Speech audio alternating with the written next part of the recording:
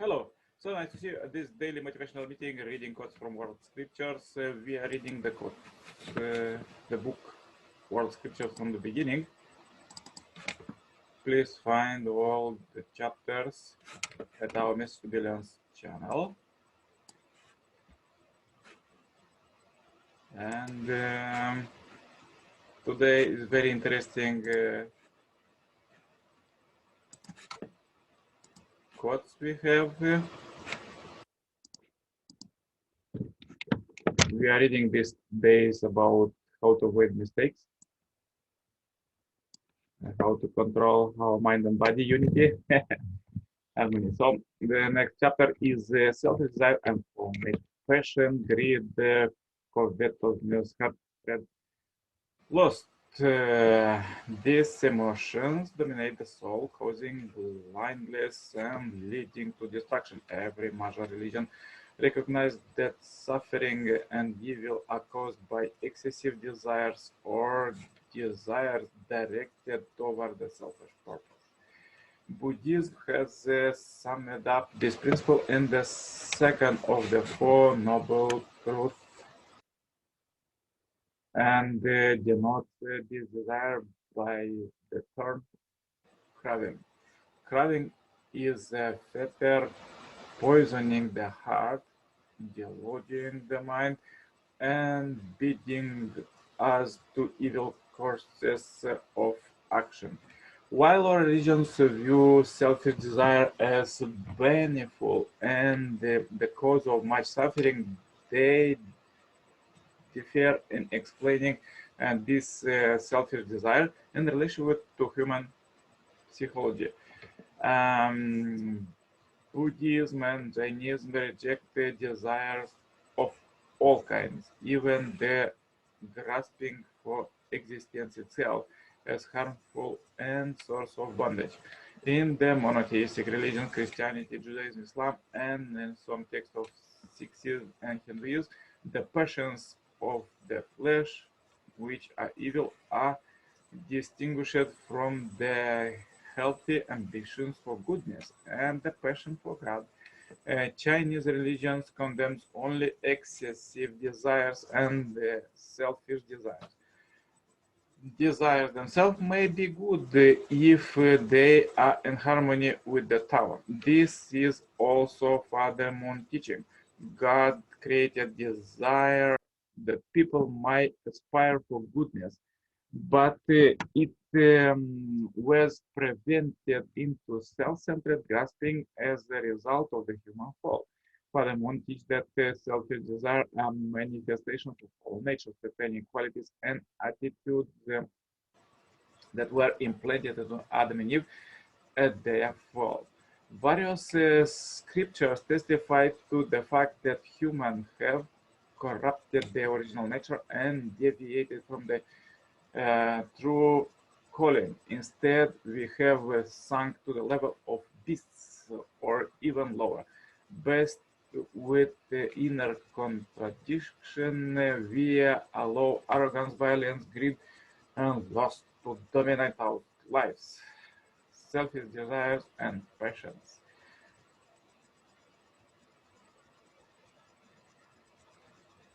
So, first got the noble truth of the origin of suffering is this. It is a craving that leads back to birth, bound up with passionate greed. It find fresh delight with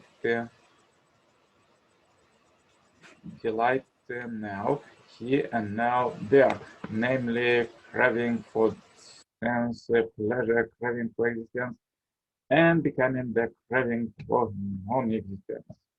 Lust, hatred, and delusion ruin the man of wicked heart.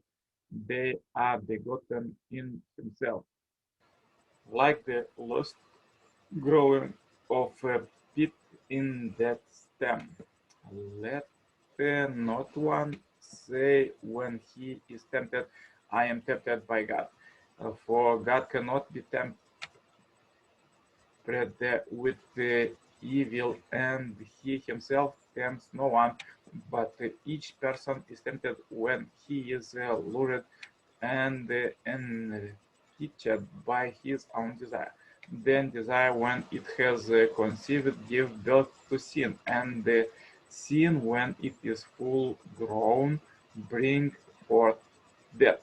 What causes wars and what causes fight among you? It is not your passion that are at war in you members. You desire and do not have, so you kill, and you covet and cannot obtain, so you fight and wage war. You do not have because you do not ask. You ask and do not receive because you ask wrongly, to spend it in your own passions. No more deadly curse that sensual pleasure has been inflicted of mankind by nature to gratify which is wanton appetites are arisen beyond all prudence of restraint. It is a fruitful source of treasons, revolutions, secret communications with the enemy. In fact, there is no crime, no evil deed to which the appetite for sensual pleasure does not impel us. Arjuna, what is the force that binds us to the selfish deeds? O Krishna, what power moves us even against our will as it forcing us? Krishna, it is a selfish desire, an angel arising from the state of being knowing as passion. These are the appetites and the evil which threaten a person in this life. Just as a fire is covered by smoke and a mirror is obscured by dust, just as an embryo is enveloped deep within the womb, knowledge is hidden by selfish desire, hidden Arjuna by this unquenchable fire for self-satisfaction, the invented the enemy of the wise. Selfish desire is found in the sense, mind, and intellect, misleading them and burying wisdom in delusion. Confucius said, I have never seen anyone whose desire to build up his moral power was as strong as sexual desire. They say that woman is an antecedent. No, she is not so. They say that money is an antecedent. No, it is not so. They say that the landed property is an impeachment. No, it's not so. The real impeachment is the insatiable appetite of the mind. O Lord Guheswara, why are the robbers loaded in this body? Lost wrath, avarice, attachment, and egoism. Blinded are beings by their sense desires, spread over them like a net. Covered are they by flock by of carving, by their headless way, caught as a fish in the mouth of a funnel net, discrepitude and death, they journey to just as a sucking calf goes to its mother. Further, let's read quotes from the second coming Messiah, Reverend San Moon. What is the greatest danger in our life? It is getting pulled off the rich track. Think what can pull you off the track.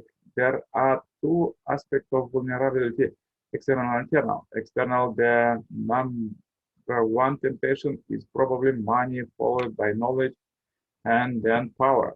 Any of these can pull you off the track. Will you succumb to the temptation of money? Under what conditions does money tempt you? This has to do with the internal aspect, you, greed, and ambition.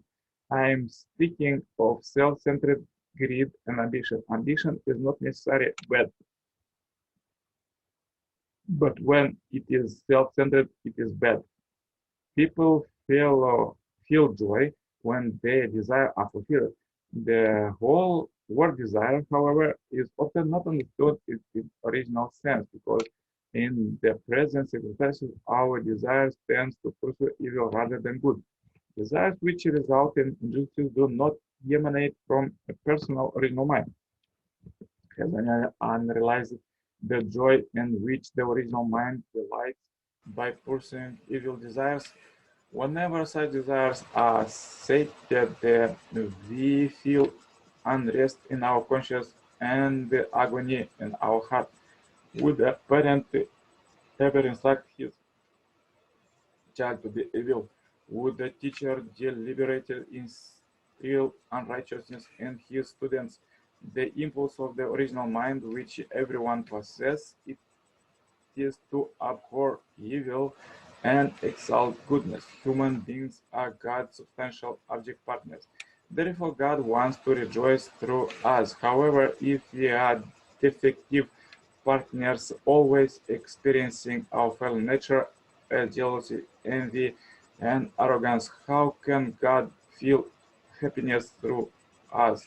The human condition has been such that the love of the flesh, which is external, betrays God's love and betrays the ideal and eternal original of life based on the mind, which is internal. Therefore, to establish unity between mind and body, we have to eradicate this external love, satanic love, and in its place inherit internal love, God's original love.